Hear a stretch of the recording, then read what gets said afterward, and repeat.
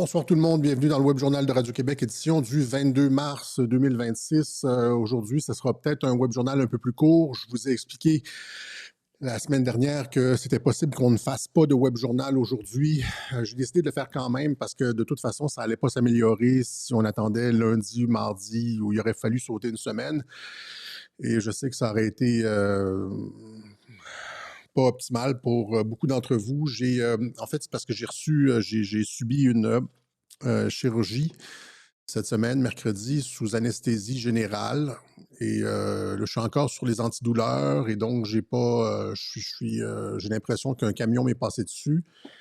Et j'ai pas eu le temps de faire autant de recherches que j'aurais voulu cette semaine, mais donc au lieu de, je dors mal et tout, là, donc au lieu de reporter à lundi, mardi, mercredi, puis que de toute façon, ça ne se serait pas amélioré, on va faire ça quand même ce soir. Et donc, soyez, euh, comment je pourrais dire, clément avec moi.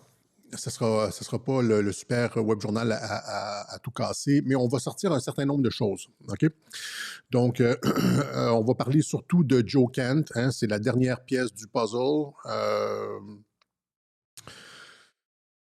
Si on comprend Joe Kent, on comprend beaucoup de choses. On va montrer aussi la séquence. La semaine dernière, on a parlé beaucoup de la double pensée. La double pensée sur Epstein, par exemple, Trump qui dit non, on ne veut pas sortir les dossiers Epstein, mais finalement ça sort. Même chose avec la COVID, les vaccins, etc. Donc, comment Trump a une stratégie de communication à deux vitesses, à double volet, on pourrait dire. Et c'est la même chose, cette fois-ci, on va parler d'Israël. Donc, on va faire un peu un recap de tout ça. Avec notamment le cas de Joe Kent, qui lui dit c'est pas notre guerre. Il est sur la ligne Tucker Carlson, Marjorie Taylor Greene, Thomas Massie et tout ça. Finalement, la ligne America First, qui est la ligne de Trump, hein, c'est la ligne de Trump. Et donc, on va voir comment ça s'articule, tout ça. Encore une fois, les gens, c'est dans la réinfosphère, je ne sais pas si c'est de la réinfo rendu là, les gens attribuent ça comme une autre claque à Trump. Tu sais, dans le genre, les gens ne comprennent pas que l'objectif de Trump, c'est le retrait de la région. Et donc, quand les États-Unis disent est-ce que les gens peuvent venir s'occuper du détroit d'Ormuz pour qu'on puisse se retirer, ils voient ça comme une défaite de Trump, alors que c'est l'objectif dès le départ. Les gens ne comprennent pas qu'est-ce qui se passe, ne comprennent pas la façon de Trump d'opérer. C'est pas une défaite, c'est ce qu'il veut accomplir depuis le début. Et donc, il y a eu toutes sortes de réactions vraiment bizarres cette semaine. Pas juste cette semaine, mais depuis le début du conflit. Hein. Donc, les oiseaux de malheur ont leurs 15 minutes de gloire. À Théo Vox, on parlait d'un crash économique sans précédent en vue. TV Liberté, c'est la troisième guerre mondiale, rien de moins sur la très sérieuse TV Liberté. GPTV, on nous parle de le projet mystique d'Israël pour un chaos mondial. Et Israël prépare même le troisième temple. Selon Pierre Hilaire. Ici, Benjamin Tremblay, généralement, je l'épargne, mais là, il est complètement dans le champ. L'humiliation des États-Unis changera le monde. On dirait que tu n'as pas lu les documents officiels des Américains qui souhaitent se retirer de la région. Et là, tu parles d'humiliation. On dirait que tu ne sais pas de quoi tu parles, Benjamin. Et là, finalement, Idriss Aberkane qui a complètement déraillé, alors qu'au début, il semblait comprendre qu'est-ce qui se passait. Puis là, tout d'un coup, c'est comme, il a fait un 180 degrés, on pourrait dire presque comme Amélie Paul et François Méléga. C'est un 180 degrés. Tout d'un coup, Trump a déclenché la Troisième Guerre mondiale, rien de moins. Trump a effectivement déclenché la Troisième Guerre mondiale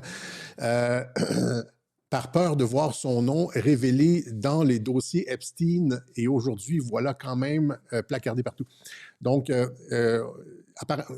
ça sert à quoi, Idriss, de marquer 3 fois PhD à côté de ton nom quand tu ne fais pas tes recherches et tu ne vas pas au bout des choses, puis tu fais juste répéter les poncifs des médias. Ah, Troisième Guerre mondiale, dossier Epstein, etc. Si tu étais 3 fois PhD, tu connaissais tes dossiers avant d'en parler, tu saurais que Trump n'a rien à voir, n'est absolument pas embêté par le dossier Epstein. C'est lui-même qui a été à la source de l'enquête, qui a dénoncé Jeffrey Epstein, qui n'a jamais eu rien de probant contre Trump. Et c'est la raison pour laquelle ils ont dû faire cette histoire de collusion avec la Russie parce qu'ils n'avaient rien d'autre. Si tu étais allé dans le détail comme on a fait à Radio-Québec, tu ne sortirais pas des âneries comme ça. Et ça va se retourner contre toi à moyen terme. Idriss, ça va se retourner contre toi à moyen terme. C'est d'ailleurs pas la première fois que tu annonces la Troisième Guerre mondiale et à chaque fois, tu dois te rétracter. Ça va être la même chose maintenant. Et donc, c'est juste pas sortir des trucs comme ça, des poncifs là, qu'on entend dans les médias mainstream, là, des gamelins de télévision. En quoi ça sert ta réputation, ton nom et ta crédibilité? C'est affligeant. En tout cas, c'est affligeant ce qu'on voit. Israël veut construire le troisième temple, etc. C'est surtout certains, on parle ici de Pierre Hillard, certains penseurs chrétiens, c'est-à-dire que pour certains penseurs chrétiens, si c'est la paix, si Trump instaure une ère de paix, eh bien, c'est l'ère de l'Antéchrist. Parce que c'est la paix de l'Antéchrist. Comme c'est la guerre, c'est l'Armageddon. Et donc, il y a beaucoup de penseurs, pas les Flynn, évidemment, c'est pas aux États-Unis. Je parle même de catholiques aux États-Unis qui savent très bien qu'est-ce qui se passe. Mais dans la pensée francophone, on dirait qu'il n'y a comme pas de juste milieu. Si c'est la paix, c'est la paix de l'Antéchrist. Et si c'est la guerre, c'est l'Armageddon, on ne peut pas juste avoir la paix ou comme on règle un peu les problèmes. Comme après la Deuxième Guerre mondiale, là, il y a eu comme les 30 Glorieuses. On ne peut pas avoir juste ça. On règle les problèmes, puis après ça, on a comme 30 ans de prospérité, puis ça va super bien. Non, c'est comme c'est automatiquement le truc de l'Antéchrist. Et donc, mais tout ça, finalement, ça va bien mal finir pour ceux qui font ce genre de prédictions apocalyptiques. On a expliqué ça dès le début, les objectifs de la guerre. Si vous regardez il faudrait commencer par comprendre un peu ce que les États-Unis veulent faire là-bas avant de dire, comme Benjamin Tremblay, l'humiliation des États-Unis changera le monde. C'est ce qu'on a fait à Radio-Québec on a fait un travail de fond là-dessus depuis plusieurs années. Et il y a ça ici, donc les accords, ajoutez ça dans votre pipe, là, dans votre réflexion, au lieu de parler de Troisième Guerre mondiale et de dossier Epstein. Les accords d'Abraham de stabilisation de la région, plus le discours de Riyad, plus le National Security Document, le National Security Strategy, où les États-Unis disent on veut se concentrer sur la sphère occidentale. Après ça, mettez ça, je vous donne la recette là, pour comprendre qu'est-ce qui se passe, parce que 100% des analystes sont complètement dans le champ. Après ça, mettez ça à la stratégie, la philosophie de America First de Donald Trump depuis 2016.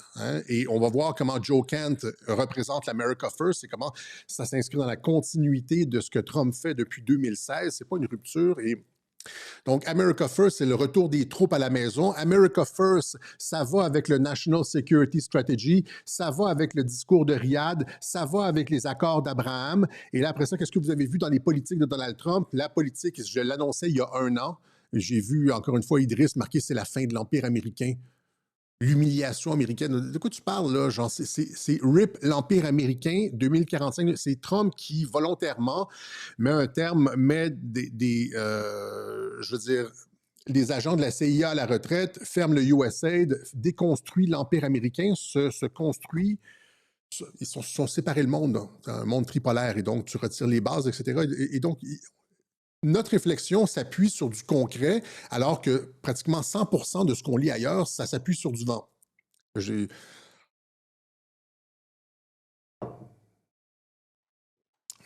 Tant pis, hein, et donc, on va continuer là-dessus aujourd'hui. Si vous regardez les objectifs de l'opération qui ont été expliqués par Marco Rubio, la politique étrangère, dès le 4 mars, c'était simple, c'était réduire l'effectivité de l'armée iranienne. Donc ici, vous avez Marco Rubio, le 4 mars. Nous sommes en bonne voie d'atteindre les objectifs de Epic Fury. C'est quoi les objectifs de Epic Fury? Donc, c'est détruire les lanceurs de missiles, détruire la capacité balistique de l'Iran, détruire les usines de missiles, détruire leur marine, etc., etc. Okay? Et retirer une partie du leadership. Maintenant, j'ai déjà expliqué, et c'est ce qu'ils disent avoir fait. C'est ce que Trump dit dans beaucoup de ses discours. Il dit On a détruit le leadership, puis après ça, on a détruit les gens qui arrivaient en arrière, de sorte qu'on ne connaît plus personne, puis on a détruit les gens qui arrivaient en arrière, tu sais, c'est-à-dire, ils ont... Évidemment, c'est que... comment on pourrait dire? C'est ce que tu veux. Si tu veux arriver à dire l'Iran n'est plus une menace, eh bien, c'est-à-dire que tous les méchants ont été retirés. Puis là, maintenant, on parle des gens qui sont même plus, qui étaient même pas, qu'on connaissait même pas, mais on les connaît, ceux qui vont venir. C'est ce que j'ai dit dès l'année dernière, c'est-à-dire qu'il s'agit de pousser quelques têtes blanches qui sont des durs à cuire, etc., et de mettre un leadership réformateur. J'ai montré le clip, je pense, il y a 2 semaines, parce que l'objectif, c'est de mettre un leadership réformateur. Et donc, alors que, et je vais répéter ce que j'expliquais encore une fois il y a 2 semaines, c'est impossible de certifier la mort de quelqu'un avec une frappe aérienne. J'ai montré une dizaine d'exemples, si c'est pas plus, de leaders talibans, de l'État islamique, etc., qu'on dit... Ces gens-là savent comment opérer, là, tu savent que les Américains frappent par les airs, ils font semblant d'être à un endroit, et finalement, l'endroit est frappé, mais la personne a survécu, etc., etc. Il y a des dizaines de cas comme ça. Et à partir, j'ai expliqué, en toute logique, qu'à partir du moment où est-ce que tu certifies dans l'heure, sans avoir aucune personne sur le terrain, tu certifies dans l'heure que la personne est effectivement décédée, bien, tu viens de montrer que tu as une entente avec les Iraniens. Parce que c'est pas possible sans avoir une personne physiquement sur le terrain. Les Iraniens peuvent te tromper, là, ils peuvent dire, ils peuvent avoir des communications radio en disant « Ah, un tel est mort, un tel est mort ». Là, tu prends ça pour du comptant, de l'argent liquide, puis là, tu vas faire l'annonce, puis là, hop, ils le ressortent. Pouf, 2 semaines plus tard, puis là, tu as l'air fou. Et si les Iraniens voulaient faire ça, ça serait facile à faire. Faire semblant que quelqu'un est mort et le faire ressortir plus tard, ils l'ont fait l'été dernier. Il y a 2, 3 qui sont revenus vivants. Là, ils ne le font pas. Parce qu'il y a eu une entente. OK? Donc, l'entente, c'est de retirer le leadership, une partie du leadership, les têtes blanches, faire de la place pour un leadership réformateur et édenter l'Iran, réduire ses capacités militaires. C'est exactement ce qu'ils ont dit, les objectifs de Epic Fury ici, réduire les capacités militaires, les capacités balistiques pour plus que ce soit une menace envers Israël et les alliés de la région, etc. Et Trump disait justement, l'a dit genre... dans des tweets, ça c'est hier.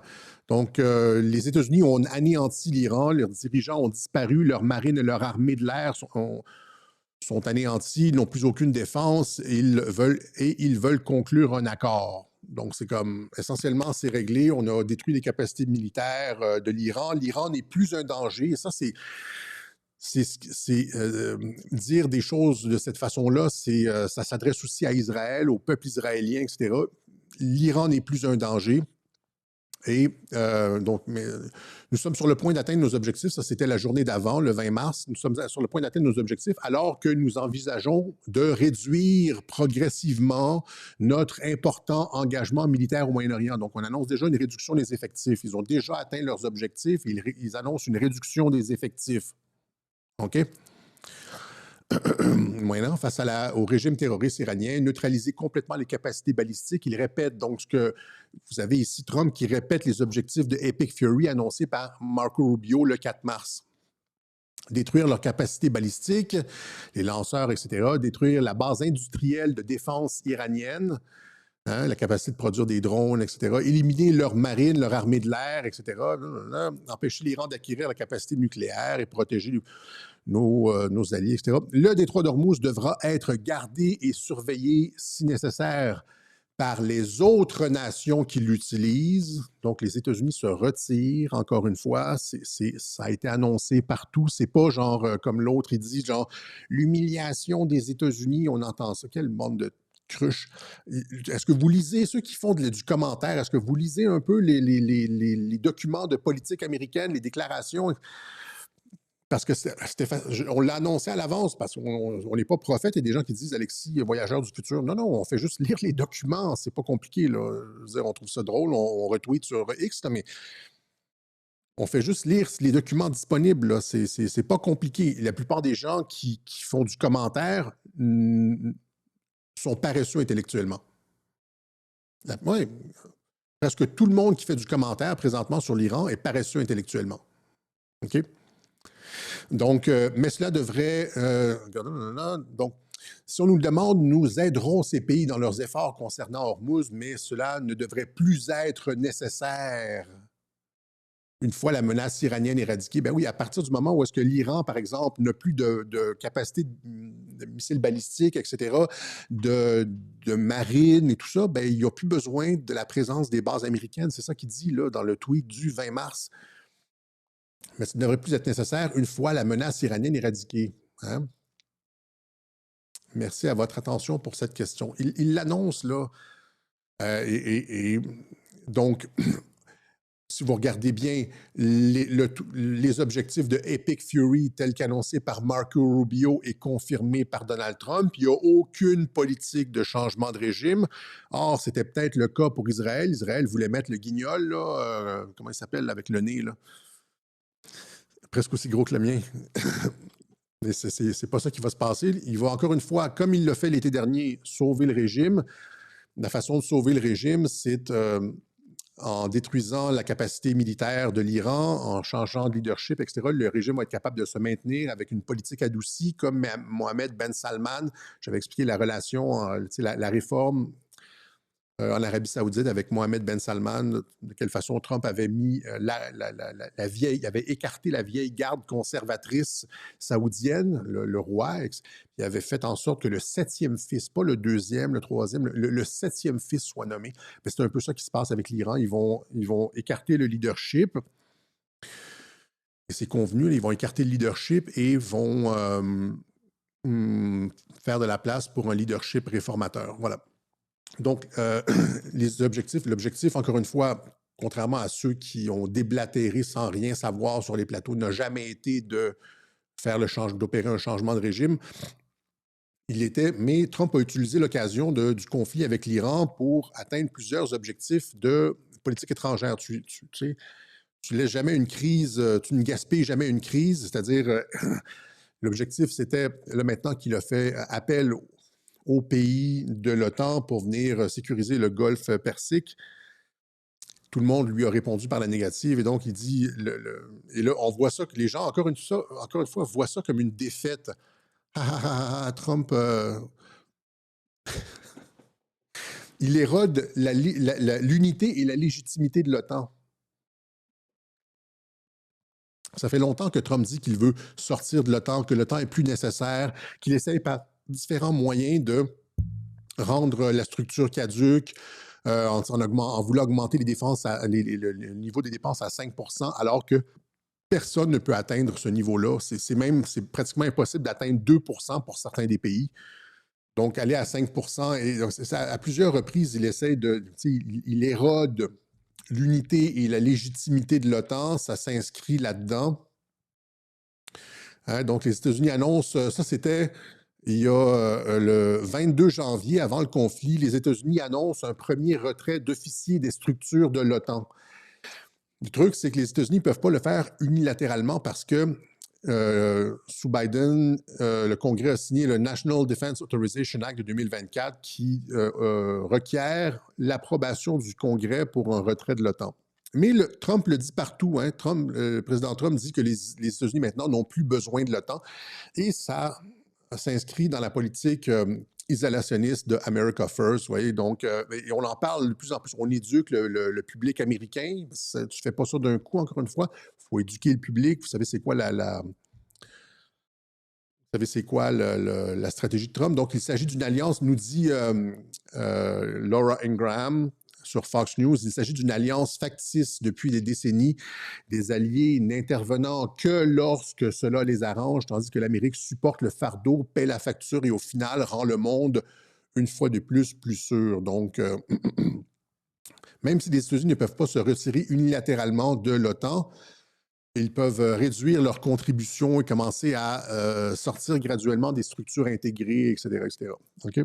Il l'a dit ici, la plupart des alliés de l'OTAN ont informé les États-Unis de leur refus de participer à notre opération, etc. Et donc, ça permet à Trump de faire la même chose avec l'Ukraine, où ça lui donne des leviers de négociation. On s'entend. Et ça s'inscrit encore une fois. C'est la même chose, ça s'inscrit dans la politique de RIP, l'Empire américain, le retrait de USAID, etc., etc. même s'il n'est pas capable de se retirer complètement, c'est la délégitimation de l'OTAN et le retrait graduel des structures intégrées, etc., etc., etc. OK? Donc, maintenant, donc, on dit éroder la légitimité, l'unité et la légitimité de l'OTAN, réintégrer la Russie dans le marché énergétique mondial, ça allait produire une espèce de petit pouf énergétique qui allait rendre légitime le fait de lever les sanctions sur la Russie, lui permettre de réintégrer le marché énergétique mondial. C'est la fin du couple US-Israël et stabiliser la région. Dans ce web journal-ci, on va surtout parler de ça, la fin du couple US-Israël. C'est pour ça qu'on a appelé ce web journal le divorce. Et Joe Kent, la dernière pièce du puzzle pour comprendre justement de laquelle façon les États-Unis opèrent un double think, hein, donc une approche double, une double pensée, une double trame narrative, comme lorsqu'on a expliqué, de la même façon qu'on l'a expliqué dans le dernier web journal sur différents sujets. Il y a une double trame narrative et il y a une double trame narrative sur Israël également. OK? Donc, si vous êtes, encore une fois, les gens supposent que Trump est un imbécile, et c'est souvent pour ça. Ils ont passé les 10 dernières années à sous-estimer Donald Trump. Or, Donald Trump, c'est le politicien probablement le plus brillant de l'histoire politique, on va dire moderne, mais je veux dire, je ne vois pas d'équivalent. Je ne vois pas d'équivalent. Les gens vont dire, Alexis est encore en train de cirer les chaussures de Trump. Non, non, vous n'avez juste pas compris. Et dans ce cas-ci, il est réellement brillant. Il est réellement brillant, subtil, etc. Et par exemple, juste cette semaine, il disait genre, il expliquait justement à quel point à ce niveau d'opération, quand tu opères, quand tu essaies d'éviter la Troisième Guerre mondiale, avoir du double think, c'est-à-dire retirer les États-Unis des structures intégrées avec Israël tout en stabilisant la région, etc., sans faire chuter les prix du pétrole et créer une crise mondiale, blablabla. Le niveau d'intelligence requis pour ce genre d'opération est comme hors du commun. Je vous laisse, je ne l'ai pas traduit, là, mais... I think, I said it this morning, a big chess game at a very high level. Donc, c'est un gros jeu d'échecs à un niveau très, très, très avancé. Very high level chess, the highest, and I'm dealing with very smart players. These are smart people. They don't get there. You know, when you deal with some of these people. Il parle des personnes avec qui il transige, ses opposants, etc. Il s'agit de personnes très, très, très intelligentes et tu ne te rends pas à ce niveau-là sans être réellement intelligent avec un haut quotient intellectuel. You're dealing with high level intellect, very high IQ people. These are not Jasmine Crockett and her group. Very high IQ people. OK? Et donc, imaginez encore une fois toutes ces réactions-là, là, l'humiliation des États-Unis changera. Ça, c'est du commentaire ou genre Troisième Guerre mondiale, etc. Ça, c'est du commentaire low IQ. Okay, on s'entend que c'est du commentaire low IQ. C'est pour des clics, c'est la paresse intellectuelle, c'est pour avoir... c'est confortable. Hein, tu n'es pas capable de faire face à ton auditoire. Tu n'es soit pas capable de bien expliquer l'opération parce que tu la comprends mal, tu n'es pas capable de faire face à ton auditoire et donc tu veux comme un truc rassurant, tu peux te réfugier derrière un truc rassembleur. Là. Trump est un imbécile, mais Trump a toujours trompé tout le monde. Trump a toujours trompé tout le monde. C'est ce qu'il fait depuis... c'est ce qu'il fait depuis 10 ans. Je cherchais l'image, j'avais une image de lui. On va laisser faire. Donc, c'est ça. Allons-y avec Joe Kent pour comprendre un peu la dernière tuile qui s'est effondrée sur la tête de Donald Trump. Merde, il est pris encore une fois. Cette fois-ci, c'est comme quelqu'un dans son administration qui le contredit. Et là, il est dans les câbles, comme lorsque Ron DeSantis avait pris menait dans les sondages, dans l'investiture au Parti républicain, c'était fini. Comme lorsque les médias ont annoncé que Hillary était Madame Président quelques jours, on nous disait aussi que Kamala menait dans les sondages et que c'est comme... Il est toujours genre pris dans les câbles.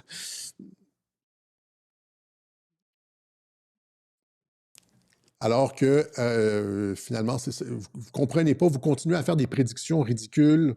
Troisième guerre mondiale, blablabla. Il est compromis par Jeffrey Epstein. Combien de personnes répètent ça, ces âneries-là? C'est-à-dire que vous n'avez pas fait vos recherches, en tout cas. Mais Joe Kent, allons-y avec Joe Kent. Donc, ça, c'est son directeur du Counter-Terrorism Center. Quelqu'un de très important. Vous allez voir pourquoi c'est très important. Il occupe aujourd'hui la fonction qu'occupait auparavant Chris Miller. Rappelez-vous de Chris Miller, on en a parlé à plusieurs reprises. C'est une position clé, le directeur du Counter-Terrorism Center. Chris Miller, qui est devenu le ministre de la Défense de Trump après qu'il ait perdu l'élection, qu'il ait perdu, entre guillemets, l'élection. Qu'est-ce que Chris Miller est allé faire au département de la Défense? Pourquoi il est passé? Pourquoi Trump a été chercher le spécialiste du contre-terrorisme? Parce que vous devez comprendre, l'exemple avec Chris Miller vous permet de comprendre Joe Kent. Pourquoi Trump a eu besoin d'aller chercher Chris Miller au Counter-Terrorism Center et le mettre à la Défense? Eh bien, parce que ce à quoi faisait face l'administration Trump et le gouvernement des États-Unis, c'était une insurrection, c'était une révolution colorée. Hein, avec le 6 janvier, etc., le vol de l'élection, le 6 janvier, etc. Donc, il a été chercher un spécialiste en guerre contre-insurrectionnelle, en guerre insurrectionnelle et contre-insurrectionnelle, Chris Miller, pour établir les structures, mettre en place les protocoles pour gérer l'insurrection, contenir l'insurrection et mettre en place le programme de continuité de gouvernement. Okay? Donc, Chris Miller a été mis en place pour ces raisons-là. Et c'est la même chose avec Joe Kent. Okay? Donc, révolution colorée, etc. Et rappelez-vous qu'on est ici dans une guerre de 5e génération. Maintenant, c'est une guerre de 5e génération, vous allez le voir. Là. Maintenant, donc, Joe Kent a démissionné en disant non, il n'y a aucune raison d'attaquer l'Iran. Et là, tout le monde dit Trump est dans les câbles. Ah oui, ben, bizarrement, c'est exactement ce que Marco Rubio a dit au début du conflit. Hein, bizarrement. Il fait juste dire exactement on a fait ça pour Israël. Il fait, donc, bizarrement. Là, les gens vont dire oui, c'est la preuve que, Alexis, c'est la preuve que. Oui, mais regardez l'entreprise pédagogique. Hein, c'est-à-dire que, premièrement, il y a, comme je l'ai expliqué, du côté du conflit iranien, l'entente avec l'Iran, selon toute vraisemblance, visant à se débarrasser d'une partie de leur capacité militaire et d'opérer une rotation du leadership.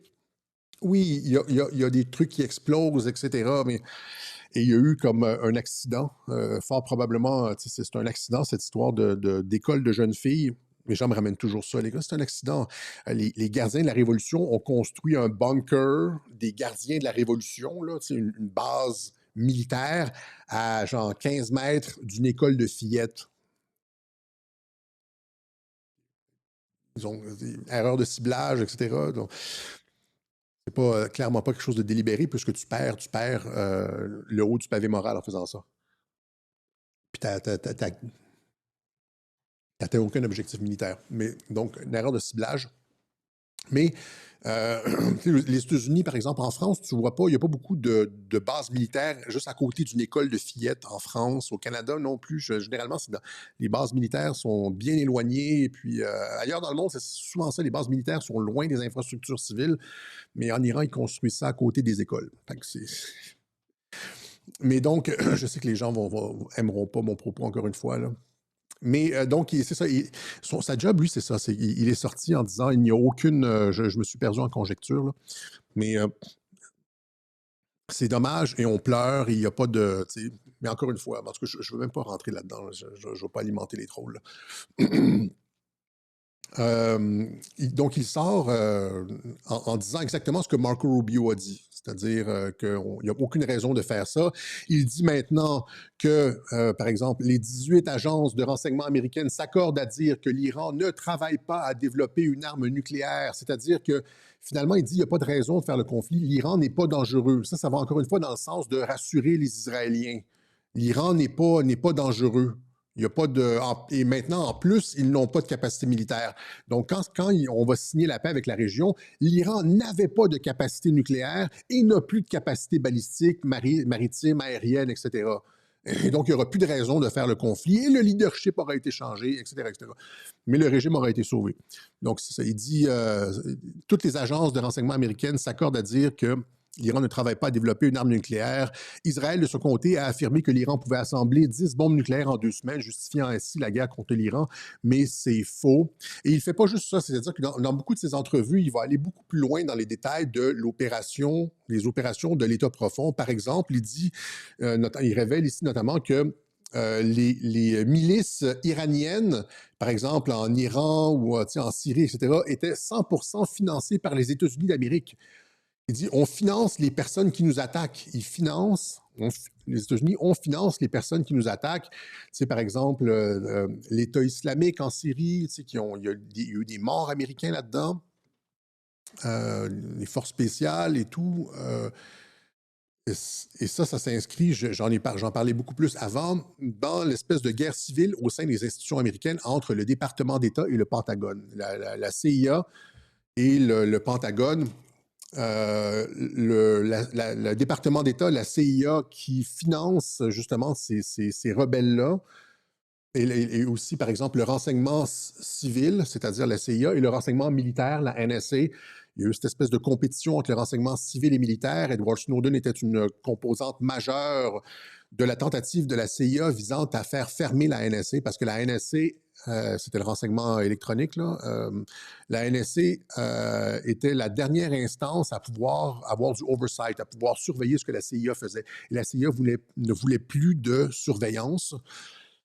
Et Edward Snowden a été utilisé, a été envoyé, il travaillait pour la CIA, a été envoyé à la NSA et a sorti les recettes, les secrets de la NSA pour discréditer la NSA. Et si Hillary rentrait en 2016 au lieu de Donald Trump, elle fermait la NSA. Et la CIA avait maintenant carte blanche, sans aucune supervision sur ses opérations, etc. On a expliqué ça dans plusieurs web journaux auparavant, mais tout ça pour dire qu'il y a cette espèce de conflit entre la CIA et le Pentagone. Et c'est ça. Donc, par exemple, en Syrie, la CIA et les membres de l'État profond, par exemple, comme John McCain, etc., s'arrangeaient pour, à travers la CIA, financer les groupes de l'État islamique. Ils appelaient ça, c'était comme genre, whatever, des rebelles, Al quelque chose en Syrie, là. Là, ils recevaient de l'argent. Ils étaient comme c'était le nouveau groupe de rebelles en Syrie pour combattre le boucher Assad. Là, ils recevaient des fonds de la CIA et du gouvernement américain, des armes, etc. Puis après ça, ils baissaient le drapeau, puis ils montaient le drapeau de l'État islamique. C'était les mêmes personnes, mais ils faisaient juste changer d'appellation. Finalement, on avait financé l'État islamique. Il y en a beaucoup qui ont expliqué ça. Et ils expliquent tout ça, finalement. Et rappelez-vous, on a montré que dans des web journaux précédemment que des leaders de l'État islamique opéraient maintenant en Ukraine, c'est-à-dire qu'ils ont été exfiltrés par la CIA de la Syrie et ont été envoyés sur le front ukrainien contre les Russes donc on recycle les rebelles. Il explique tout ça finalement, il explique ce genre d'opération-là. C'est une opération de didactique, pas de didactique, mais d'éducation, du public américain sur les opérations d'État profond. Il a fait le lendemain de sa démission, parce qu'il a démissionné, le lendemain de sa démission, il est passé évidemment chez Tucker Carlson, et là, ça a fait boum! Effet viral immédiat. Il est allé, après ça, voir Megyn Kelly. Il est allé à peu près et tout le monde a parlé de lui. Il est allé à peu près une dizaine de podcasts, là, le Conservative American. Tout le monde a parlé de lui, à Fox News, Lindsey Graham, Laura Ingraham. Il y a Dan Bongino qui est sorti, l'ancien directeur du FBI, pour dire que c'est un paquet de mensonges, etc. Mais comment créer un effet viral en ayant ce genre de chicane et de contradictions et c'est comme la télé-réalité, hein, Big Brother et tout ça, là, ça prend des chicanes entre les couples pour garder l'attention. Mais c'est ça, tout ça pour dire que il a obtenu 100% de visibilité et c'était ça qui était voulu parce que l'effet voulu, c'était d'en remettre une couche,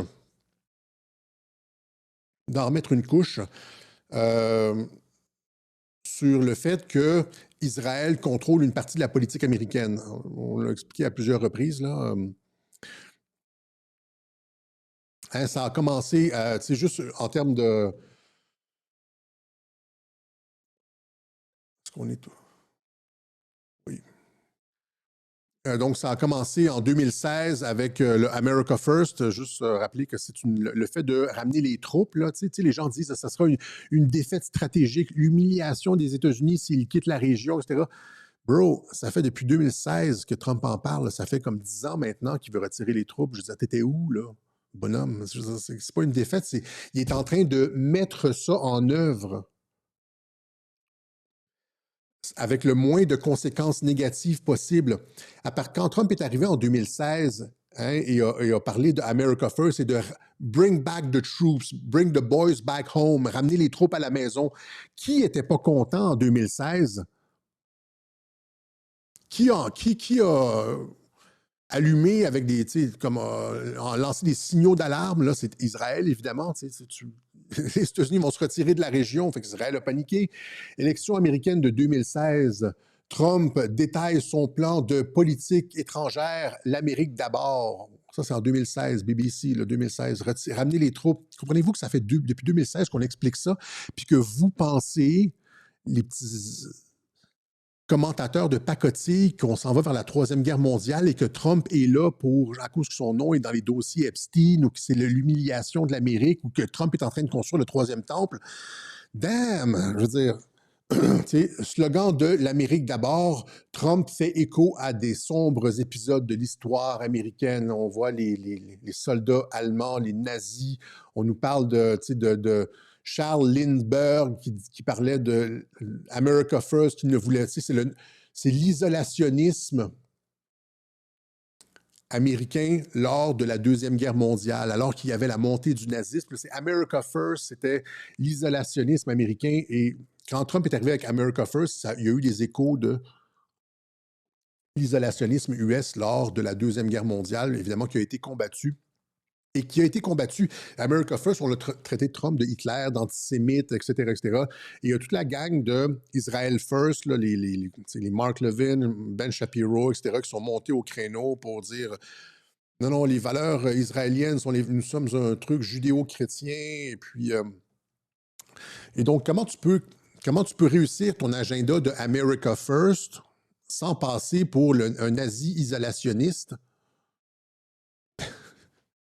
En étant très, très, très intelligent. On s'entend, en ayant une politique de très haut quotient intellectuel, inaccessible aux gens qui sont paresseux,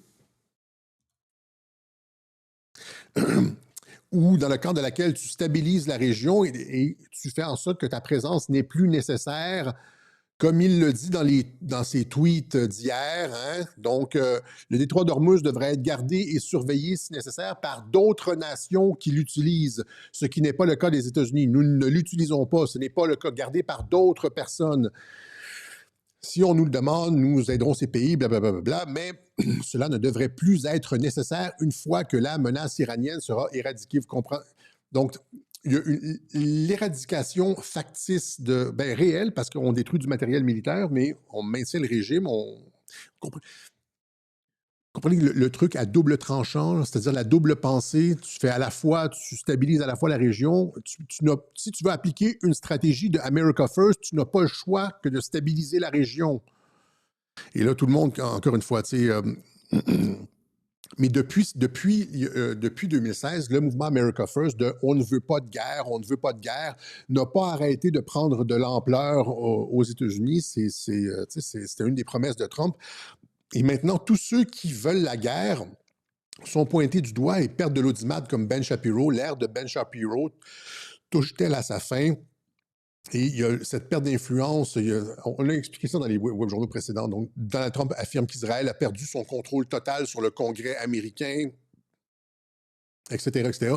Maintenant, c'est de plus en plus, on discute de plus en plus ouvertement de l'implication du Mossad au Pentagone. Ceci, c'est le général ou le colonel le colonel Lawrence Wilkinson qui explique que c'était le Mossad. À partir de 2002, c'est le Mossad qui rentrait au Pentagone et qui disait aux généraux américains quoi faire. C'est exactement ce qu'on a retrouvé dans The Israel Lobby ici, qui disait... et c'est de plus en plus exposé, c'est-à-dire qu'on en... Tu sais, c'est maintenant, il y a 10 ans, personne n'aurait osé parler de ça haut et fort comme ça se fait maintenant, mais à partir du moment où est-ce que Trump dit qu'Israël a perdu son contrôle total sur le Congrès américain et qu'il y a comme des personnes comme Joe Kent qui sortent et puis disent on fait ça pour Israël, à partir du moment où, encore une fois, regardez, rappelez-vous l'opération avec Charlie Kirk. Charlie Kirk décède apparemment. N'oubliez pas que la balle n'est une balle de 30-06, là, 306, n'est pas sorti de son cou. On l'a vu comme du sang comme ça, mais la balle n'est pas... Le médecin qui a fait l'autopsie, il dit c'est un miracle. La balle n'est pas sortie de l'autre côté du cou.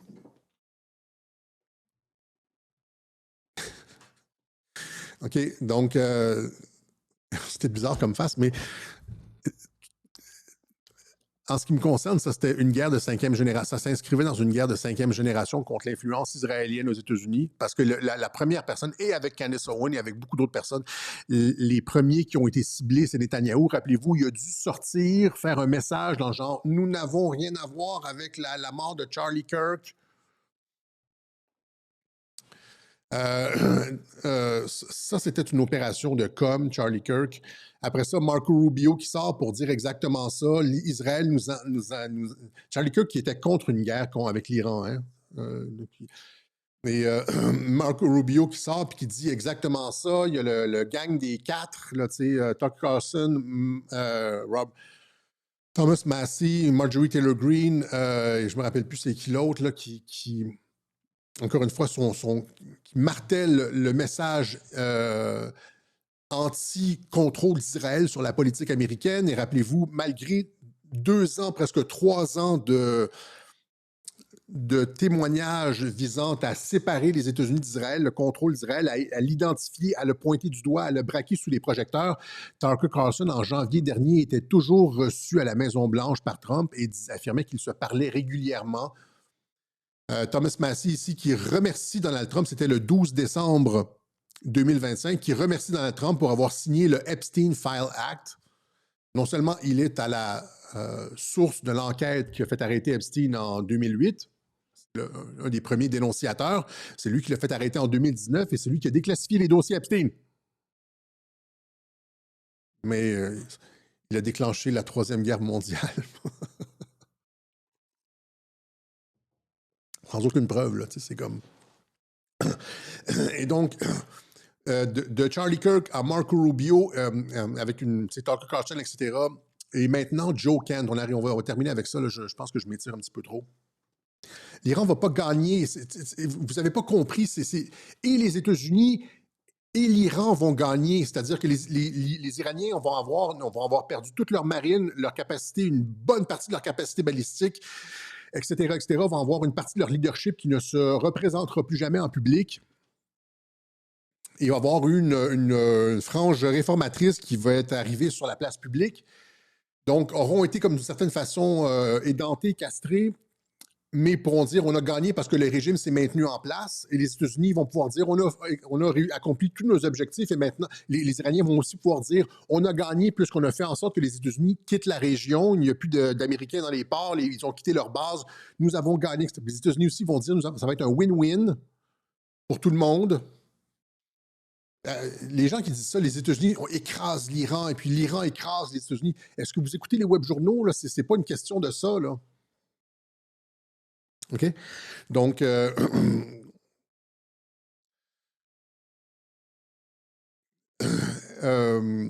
tout ça pour dire que c'est ça, on arrive à Joe Kent, qui vient après Kirk, Rubio, Marjorie Taylor Greene, Tucker Carlson, etc., sur la question d'Israël et des rapports entre Israël et les États-Unis, vient ajouter la goutte qui fait déborder le vase. Donc, mais qui est Joe Kent? Joe Kent, c'est un des militaires les plus décorés aux États-Unis. 11 tours de service en Irak. Il faisait partie des Rangers, c'est-à-dire des bérets verts.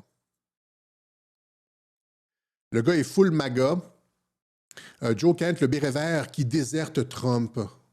Il a travaillé pour la CIA et a fini au Counter-Terrorism Center. Et là, rappelez-vous encore une fois, pourquoi Trump met quelqu'un comme Joe Kent? Trump l'a appuyé. Joe Kent s'est présenté en 2022 et en 2024 à des courses pour le Congrès. Dans les deux cas, il a reçu l'appui inconditionnel de Donald Trump. Trump apporte son soutien à Joe Kent pour l'élection de 2022. Même chose pour 2024. C'est un héros de guerre, c'est un protégé de Donald Trump. C'est pas genre un kidam qui est arrivé là par une espèce de sélection au hasard. Et puis non. C'est comme Carlson, c'est comme Marjorie Taylor Greene, c'est la garde rapprochée de Donald Trump, c'est comme les militaires rapprochés de Donald Trump.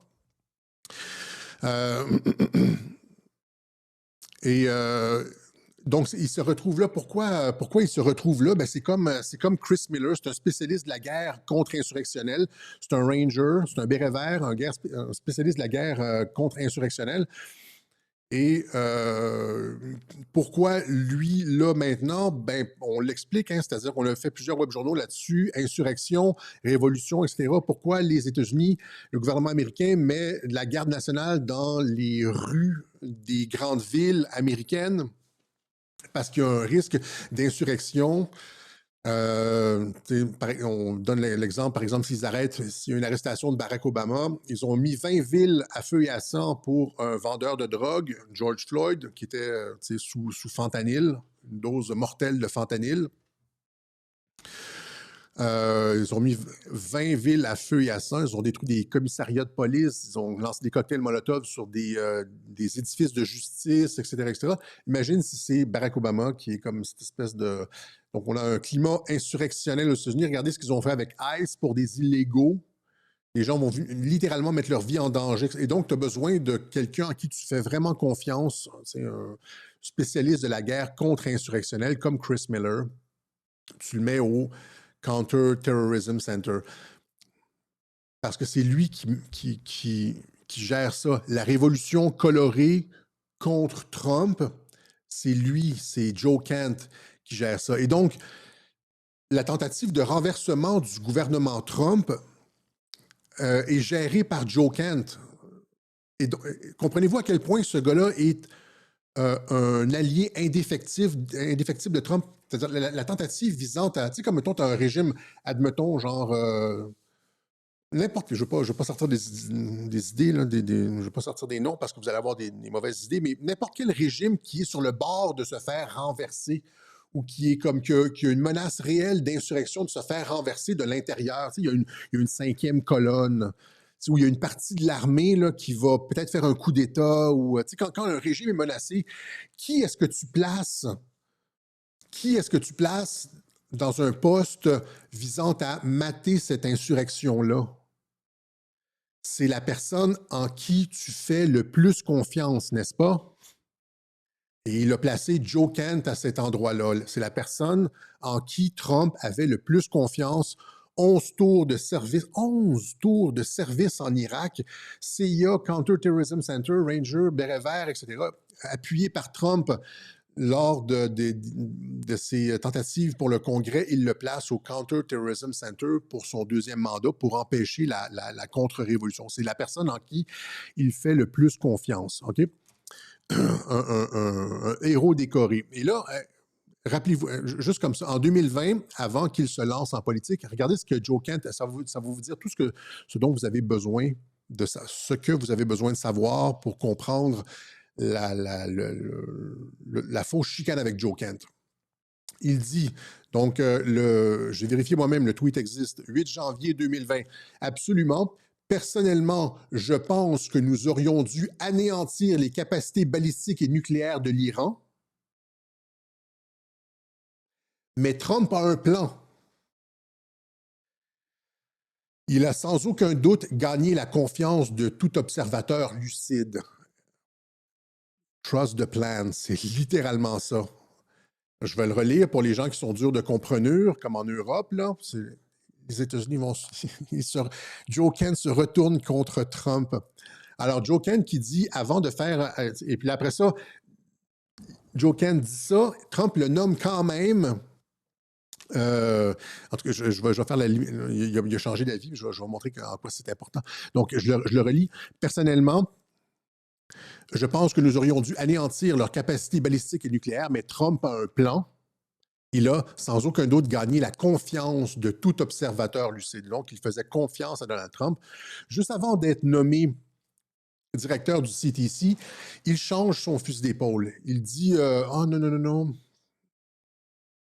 nous ne devrions pas attaquer l'Iran. Si on attaque l'Iran, ça va être très sanglant. Tu vois, ça, c'est il y a 2 ans, c'est en 2024. Il était à Tucker Carlson parce que c'est un habitué des plateaux. En plus de ça, Trump ne prend pas quelqu'un. C'est Trump qui l'a nommé directement, là.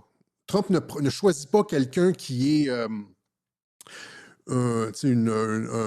influenceur de l'ombre ou comme une espèce d'éminence, je veux dire, comme une espèce de soldat. Non, il prend quelqu'un qui est déjà très public, un bon communicateur, c'est-à-dire un bon communicateur. Et là, à partir de ce moment-là, à partir du moment où il est nommé, ou juste avant qu'il soit nommé directeur du CTC, il change son fusil d'épaule, il dit que ça va être très sanglant avec l'Iran, etc. On va se faire attaquer, il y a des groupes armés iraniens partout dans la région qui vont mener des attaques contre les intérêts américains. Et là, donc, il dit ça en 2024 et quand Trump arrive au pouvoir en 2025, il le nomme quand même directeur du CDC. Donc, il place les graines en 2024, il sème les graines de sa dissension. Trump le sait, là, et le nomme quand même directeur du CTC, malgré ce qu'il disait. Et donc, vous voyez, il y a comme un changement complet, comme, tu sais, ça a toute la recette, l'ADN d'une fausse chicane, c'est-à-dire qu'il dit on aurait dû attaquer les bases nucléaires de l'Iran et puis frapper. Il semble que Trump a un plan et n'importe quel observateur lucide lui ferait confiance. Puis là, après ça, genre 2 ans plus tard, c'est si on attaque, juste avant d'être nommé, si on attaque, on va se faire anéantir, etc. Et puis là, jusqu'à temps qu'il est nommé et après ça, il fait sa sortie. Il fait sa sortie contre Trump. Et là, pensez-y correctement, là. Donc, le soldat, un héros des forces spéciales américaines, aurait partagé des informations classifiées. C'est-à-dire, tu sais, en tant que directeur du CTC, là, normalement, tu n'as pas le droit de faire ça. Tu n'as pas le droit d'aller sur la place publique et dire, selon certains rapports, il a partagé plein d'informations dans ses entrevues classées top secret. Il est passible de haute trahison. Donc, partager des informations classifiées, ça, c'est le béret vert, là. Il a discuté en public de conclusions de rencontres top secrètes. Il a brisé la chaîne de commandement, trahi son commandant en chef qui avait placé toute sa confiance en lui. Et il n'aurait pas compris qu'avec Trump, les apparences sont trompeuses. Or, son tweet de 2020 le montre qu'il sait que Trump a un plan, etc. Se serait rendu coupable de haute trahison, ne s'impose aucun devoir de réserve, etc. Il aurait pu juste faire comme, par exemple, Dan Bongino. Dan Bongino qui a démissionné du FBI, rappelez-vous. Dan Bongino qui a dit juste je ne veux plus participer, mais il s'est imposé un devoir de réserve. Mais non, lui, c'est pas ça qu'il fait. Il va dans le sens de Marco Rubio et dans le sens de la politique du divorce avec Israël. Et démissionne. Le lendemain, fait Tucker Carlson et une série de podcasts pour bien créer l'effet viral. Ça, c'est une guerre de 5e génération. C'est une guerre de 5e génération pour découpler les États-Unis d'Israël. Le gars est la dernière pièce du puzzle là-dedans.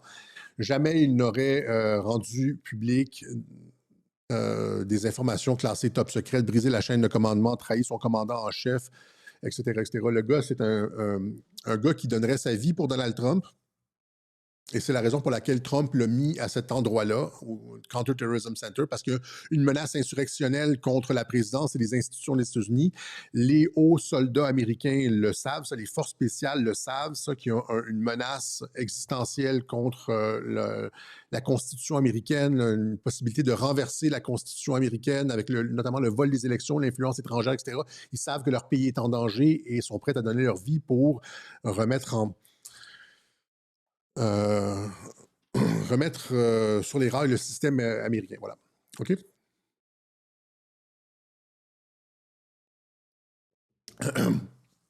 Donc, encore une fois, les gens commentent sur Joe Kent sans connaître le bonhomme, sans connaître la relation avec Trump, sans connaître les paramètres de l'histoire. Et ça produit de l'analyse biaisée. Voilà. Donc, double trame narrative. Donc, rappelez-vous ce que j'expliquais la semaine dernière. Donc, double trame narrative 2019 avec Mueller, puis avec Sondland, Opération Warp Speed. Double trame narrative avec Opération Warp Speed, double trame narrative avec le dossier Epstein, double trame narrative avec l'Iran, sur la guerre en Iran, double trame narrative aussi sur Israël. Et donc, on ajoute cette pierre-là à la compréhension. Double trame narrative sur Israël avec les déclarations de Kent, de Tucker Carlson, Marco Rubio. C'est toujours les mêmes, finalement. Et c'est toujours des personnes en qui Trump a très confiance, de protéger le cercle intime autour de Donald Trump. OK?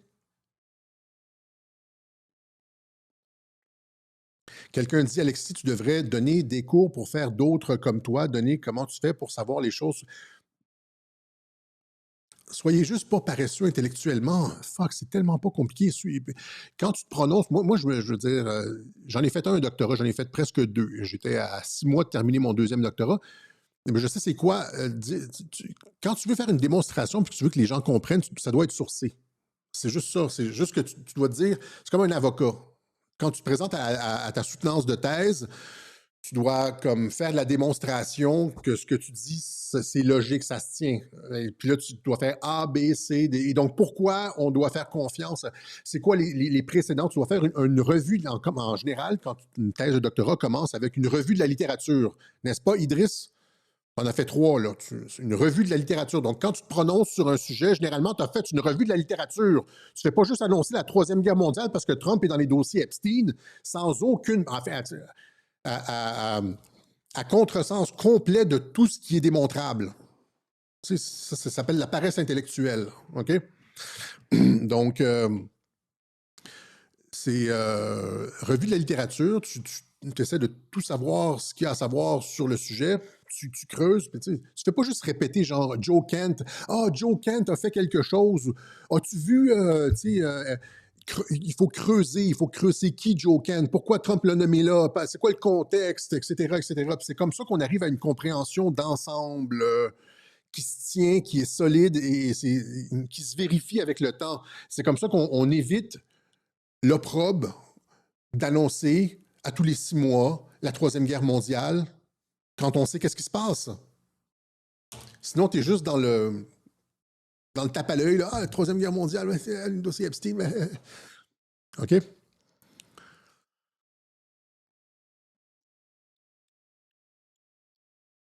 Voilà, donc là, ça fait 59 minutes. Je suis vraiment pas à mon... je suis pas à mon 100%. On va laisser ça ici. Rappelez-vous aussi que Trump est un... Mais les gens... le truc, c'est que les gens, c'est un dilemme pour... étant donné que les gens nous soutiennent financièrement, ça nous donne beaucoup de temps pour faire de la recherche. C'est ça, hein, vos contributions à Radio-Québec, là, c'est du temps pour de la recherche. C'est-à-dire creuser puis pas faire des trucs tape à l'œil. Ça sert à quoi d'avoir une chaîne de télévision et faire des trucs tape à l'œil qui sont invalidés 2 semaines, 1 mois après? Tu construis sur quoi? Tu construis sur du sable. Et donc, les contributions à Radio-Québec, ça nous donne le temps d'aller en profondeur, de faire des recherches, ça nous donne aussi, ça nous force à être sérieux, à faire tout en notre possible pour ne pas perdre la face et donc vérifier nos informations, faire en sorte que notre raisonnement est appuyé. Après ça, tu dois avoir l'attitude d'un avocat devant le juge. C'est vous le jury. C'est vous le jury. Je dois vous convaincre de quelque chose. Quand j'ai un raisonnement, je dois faire la démonstration de ce que je dis. C'est pas juste des affirmations tape à l'œil et puis je prends ça au sérieux. C'est-à-dire parce que le fond de l'histoire est souvent difficile à comprendre, est souvent difficile à saisir. Le fond réel de l'histoire est souvent difficile. Les raisons ultimes des événements qu'on subit échappent souvent à la perception directe. C'est-à-dire, il faut vraiment comprendre, des trucs qui ne sont pas directement perceptibles. il faut comprendre des régularités, il faut comprendre c'est un niveau de cognition qui relève pas de la perception, mais de la logique, du raisonnement, etc. Pour établir une réalité cognitive qui est au-delà de la perception, ça prend beaucoup plus de démonstration. Je ne sais pas si c'est beaucoup trop compliqué mon affaire.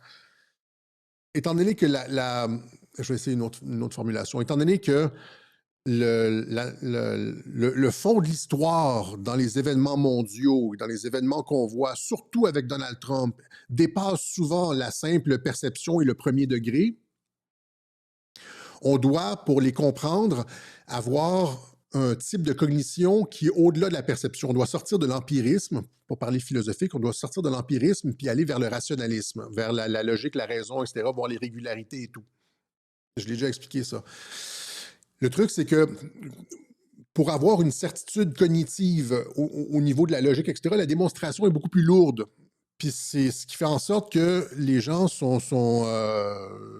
donnent pas la peine, se donnent pas la peine des fois d'écouter les webjournaux parce que c'est lourd, ou se donnent pas la peine de faire les recherches pour arriver à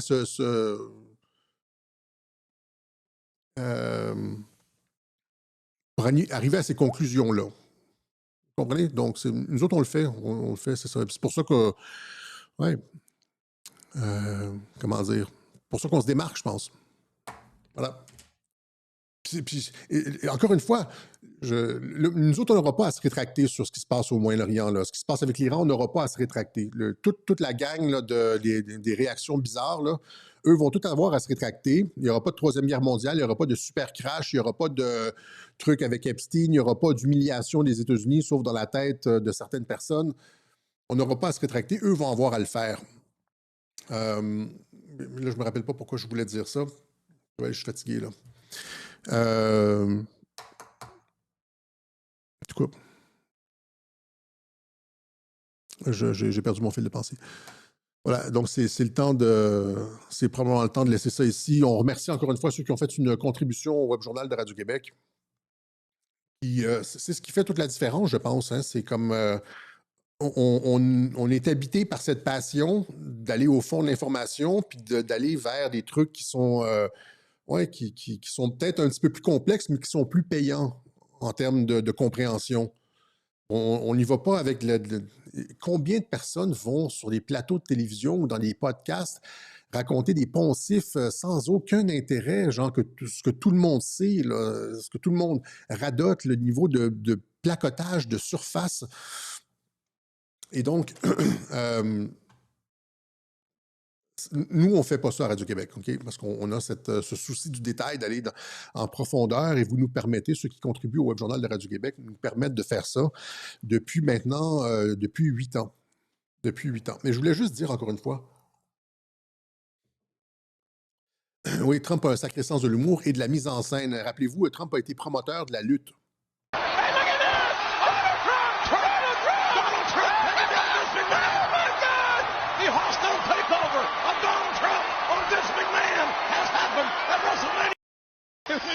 Strap for your arms and a seatbelt for your waist. My dentist has a chair like that, but I've never seen a barber chair. Austin restraining McMahon, who's begging for a reprieve. Come on, Bobby, let's go. How you doing, man? How you doing? I would love to hear what... Wow. Oh, my God! Oh, no, no, please! L'autre gars, celui qui se fait raser la tête, Vince McMahon, qui est décédé récemment, il avait pris un pari avec Donald Trump que si un tel, je me rappelle plus c'est quoi, là, il allait se faire couper, il allait se faire raser les cheveux. C'était soit Trump ou Vince McMahon. Finalement, c'est Trump qui a gagné le pari. Évidemment, c'était arrangé probablement avec le gars des vues. Et puis Vince McMahon s'est fait raser. Mais le gars a le sens de la mise en scène, a le sens... OK? Donc, encore une fois... ce que vous voyez présentement aujourd'hui, c'est accord d'Abraham plus discours de Riyad plus National Security Strategy plus America First plus ce qu'on a vu depuis le contexte, c'est-à-dire démantèlement de l'Empire américain, retrait des bases et puis démantèlement du USAID, etc. C'est facilement compréhensible avec ça. je comprends pas pourquoi les gens ont pas suivi et font pas Trump qui joue une partie d'échecs à 3 dimensions. Et je voulais juste finalement y aller avec ça ici, c'est-à-dire, encore une fois, tout ça n'a été possible que parce que Elon Musk a racheté X, n'est-ce pas? Rappelez-vous qu'on disait que Elon Musk était l'antéchrist, je ne lui fais pas confiance, etc. Toute cette politique de America First n'aurait pas été possible sous l'ancienne administration de X, parce qu'on censurait tous les propos genre anti-israéliens, etc. Par exemple, le compte de Nick Fuentes, les gens parlent de Nick Fuentes, c'est comme on pourrait dire le Alain Soral américain. Le compte de Nick Fuentes a été banni par Jack Dorsey, l'ancien propriétaire de X. Il a été rétabli lorsque Elon Musk est arrivé en prétextant la liberté d'expression, etc. Et donc, tout ça n'est possible, toute cette reconquête, le mouvement America First de découplement d'Israël n'est possible qu'à travers une politique de liberté d'expression. Et donc, il faut voir au-delà de, encore une fois, tu sais, à quel point les patriotes ont pensé plusieurs coups à l'avance pour arriver à ça, pour arriver à une politique d'America First, c'est-à-dire ramener les troupes et se concentrer sur les États-Unis, la zone d'influence occidentale, l'hémisphère occidental. On doit sécuriser la région. Pour sécuriser la région, il faut neutraliser comme une certaine partie du leadership iranien, etc. Ça nous prend aussi de la liberté d'expression sur Twitter pour pouvoir faire de l'éducation du peuple américain et se débarrasser des zionistes chrétiens, etc., etc. Et donc, il y a comme, c'est un plan en plusieurs étapes. Et on nous dit, là, tu sais, encore une fois, c'était Idriss Aberkan qui dit genre, les QAnon pensent que tout est organisé d'avance, mais c'est comme, il sort un truc, là, genre une phrase, je pense que c'est Jean Cocteau qui dit, quand on ne sait pas qu'est-ce qui se passe, on donne l'impression que tout est arrangé d'avance. Non, c'est toi qui ne sais pas ce qui se passe. Si tu regardes en amont, de quelle façon, depuis 2016, tout ça s'est articulé, c'est un chef-d'œuvre d'organisation et de planification militaire. C'est military planning at its finest. Rachat de X, etc. C'est comme une première chose doit être acquise. Deuxième, on coche des bases, là, on coche des cases et la raison, par exemple, tu sais, quand on disait, rappelez-vous, quand Elon Musk était allé à Auschwitz, là, c'était comme... et là, tout le monde disait, il est compromis, etc. Il est compromis, et puis Elon Musk, blablabla. Et puis oui, il a dû faire des concessions, mais Nick Fuentes est sur X, et maintenant, tu sais, il y a sur X la possibilité de critiquer Israël pour permettre le découplement. Et donc, souvent, dans un jeu, dans une partie d'échecs, on doit accepter de perdre un fou pour aller prendre la reine du camp adverse. Je ne dis pas que les Israéliens sont les ennemis, je ne pense pas, mais je pense avec l'État profond, là, vous comprenez? Et ça, c'est très difficile, on dirait, pour les Français de comprendre que dans une guerre de 5e génération, dans les conflits modernes, se passent vraiment plus comme les conflits au Moyen Âge. Les Français ont souvent ce truc, là, un petit peu cocorico. C'est le coq, là, je pense que c'est le coq de Charlemagne, le cocorico. Vaut mieux l'attaque frontale. Or, c'est ce qui a finalement détruit la France au Moyen Âge contre les Anglais. C'est à la bataille d'Azincourt et à la bataille de Crécy. Les Français ont chargé avec, j'en ai déjà parlé, les Français ont chargé avec la cavalerie, la fine fleur du royaume, tous les princes et la nobilité a chargé avec leurs belles armures brillantes. Les rangs anglais à Crécy et à Azincourt, les Anglais les ont abattus avec leurs longbows, avec leurs arcs longs. Et les Français la cavalerie, la fine fleur du royaume est morte dans la boue entre les rangs français et les rangs anglais. Ils se sont à peine rendus. Et ceux qui se sont rendus ont été massacrés parce que les Français ont une approche, une espèce de stratégie de l'attaque directe, alors que les Anglais ont une stratégie de l'attaque indirecte, hein, les moyens indirects. Et dans un conflit de 5e génération, il ne faut pas que tu montres d'où tu attaques, il ne faut pas que tu montres tes positions, il faut que tu utilises du Sun Tzu hors de la guerre. Il faut que tu ailles à Auschwitz pour permettre la liberté d'expression sur Twitter, parce que sans liberté d'expression sur Twitter, tu n'es pas capable d'appliquer la stratégie de America First, etc. Et si tu ne comprends pas comment ça fonctionne, reste chez vous puis arrête de faire du commentaire.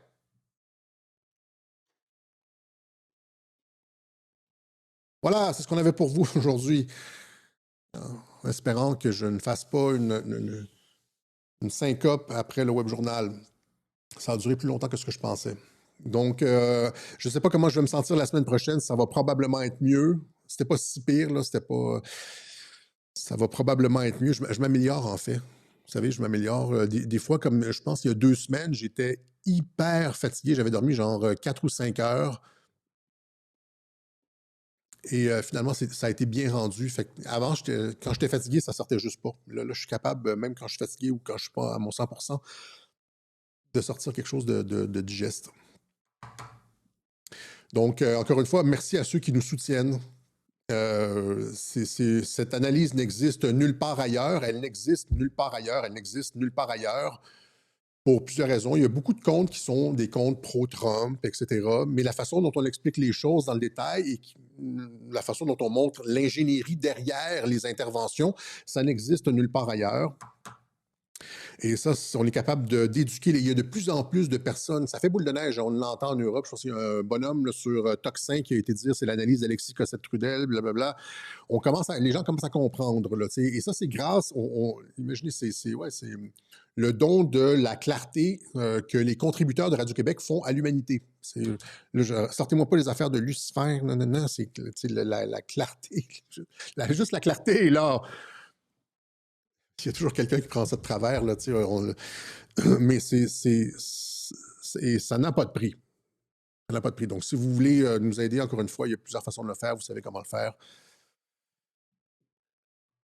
Non, je veux pas parler de mes trucs de santé. C'est une chirurgie avec sous anesthésie générale. Là, je me pris des antidouleurs. Je suis un petit peu affaibli. Voilà. OK. L'opinion des autres ne m'appartient pas. Exactement. C'est comme quand tu enseignes dans une classe, tu peux être le meilleur professeur au monde. Il y a quand même des gens qui vont arriver avec une copie 4 sur 20. Là, genre, il n'a rien compris. On ne peut rien faire. Voilà. Pourtant, les web journaux sont gratuits. À cause de vous, grâce à vous, pas à cause de vous, grâce à vous. Merci beaucoup. Encore une fois, merci beaucoup. Et j'ai reçu beaucoup d'invitations, par exemple, sur Nexus, et il y a d'autres personnes qui m'invitent, etc. Honnêtement, j'écoute des fois les émissions des personnes qui veulent m'inviter, puis ça serait tellement long à tout expliquer, de reprendre depuis le début. Et donc, imaginez à quel point vous êtes chanceux, ceux qui suivent Radio-Québec depuis le début, là. Comprenez, vous avez des heures et des heures et des heures de compréhension, genre numéro 1 dans le monde.